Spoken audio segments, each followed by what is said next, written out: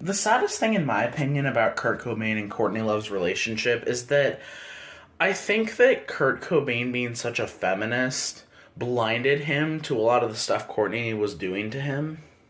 Because, as, some Nirvana sleuths might know, Kurt Cobain was, a really, really intense feminist.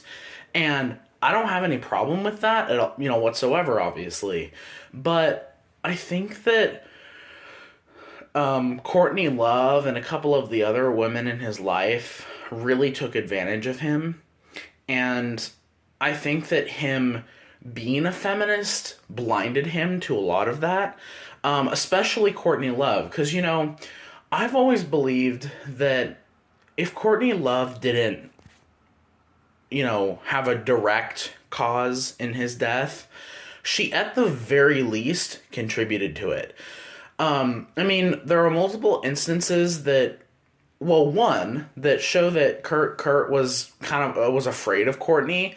In March of '94, he had locked himself in one of the rooms in his Seattle home, with a gun, saying that Courtney, that he was trying to protect himself from Courtney, and of course Courtney, called the police and said it like it was him being suicidal, which, who knows.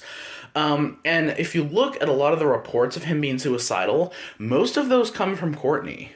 And there's tons of recorded instances of Courtney being abusive to Kurt. And, if you notice, both of their physical appearances, Courtney is significantly larger of a figure than Kurt is.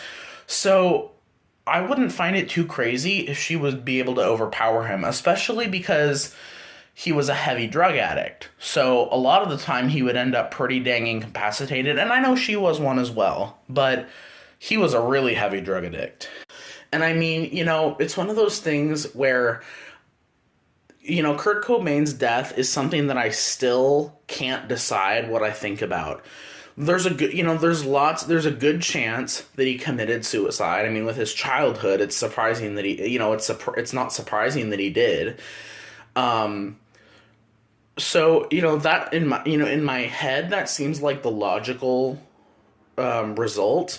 But then again, there's so many bits of evidence that make circumstances of his death incredibly suspicious, and I just can't say that I believe that he committed suicide.